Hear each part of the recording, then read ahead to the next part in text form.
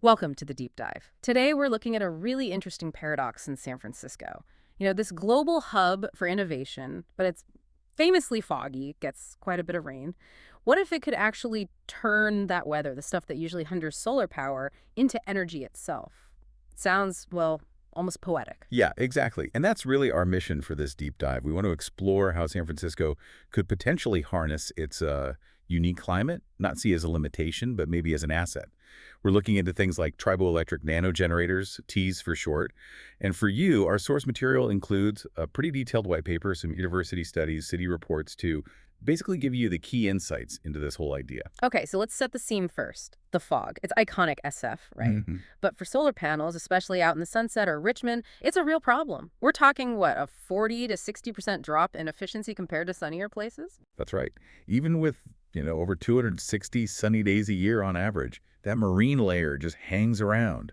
And winter storms obviously don't help. You get this huge difference between summer output and winter output. Right. So a system might pump out, say, 36 kilowatt-hours on a good July day, but maybe only 12 kilowatt-hours on a cloudy day in December. That's a big gap. And it's a serious challenge for the city's climate goals, especially with the push for all-electric buildings by 2030. That means more winter demand, not less.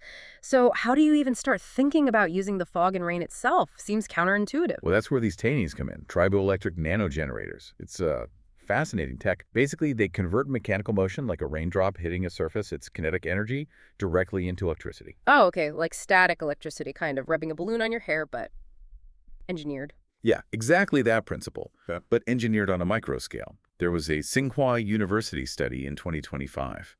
It suggested Tang arrays could generate, say, 1 to 2 kilowatt hours daily per 1,000 panels during just moderate rain. That could potentially help make up for some of that winter solar shortfall we mentioned. And that seems like it would be really well suited for a dense city like San Francisco, right? I mean, all those high rises downtown, like 35% of the buildings there. Precisely. You can integrate these tanks directly onto building surfaces, windows, balconies. So it's not just rooftops anymore. It's like vertical energy generation built into the city itself. Yeah. And the early prototypes using those flexible PDMS films are hitting, what, 13% efficiency? That sounds promising. It is. But there are definitely hurdles. Materials are a big one. Graphene was looked at, but a Berkeley study showed it loses like 80% of its conductivity in just 18 months in SF's salty fog. Ouch. Yeah, that coastal air. Exactly. But there are alternatives. Molybdenum disulfide molasses coatings is another advanced material, but it holds up way better against corrosion. Keeps around 8.2% rain energy efficiency.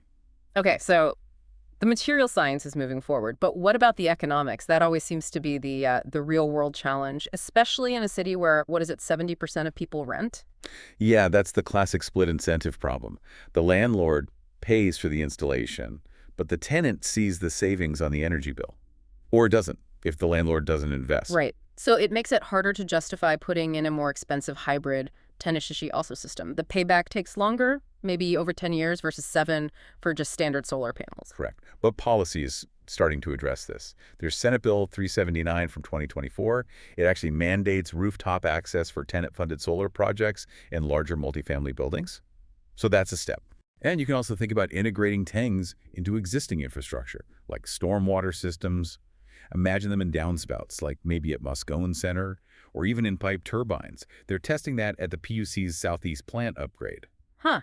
Connecting it to water infrastructure. That's No. clever.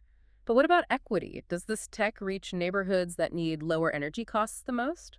Like Bayview Hunters Point. You mentioned energy poverty there. 45% of households struggling with energy bills? That's a crucial point. And yeah, often lower income areas miss out on incentives. But the 2026 Equity Electrification Fund is designed to help. It'll offer grants about $15,000 specifically for hybrid systems in qualified homes. Yeah. And we're already seeing groups like GRID Alternatives piloting TENS in Sunnydale Plaza, focusing on affordability. Good to hear. So what's on the horizon? Any exciting pilot projects showing this actually works? Definitely. Salesforce is working with MIT, putting Tang films on their huge downtown tower. They project it could generate 12 megawatt hours a year just from fog drip. That's energy from condensation. Wow, from fog drip alone. Yeah. And material science keeps advancing. UC San Francisco's Nanotech Lab is developing fog-resistant coatings using patterns based on shark skin. Biomimicry. The idea is to boost conductivity even when it's really damp. So it feels like this whole push for rain-powered or fog-powered tech in SF, it's more than just finding a niche solution. I think so. It's really about a bigger vision for urban climate resilience, taking the city's unique weather, something seen as a challenge, and turning it into a strength, a real asset. So it leaves you wondering, right? What does this all mean for our cities if even a gloomy, rainy day could actually be a source of sustainable power? Changes how you think about urban energy entirely.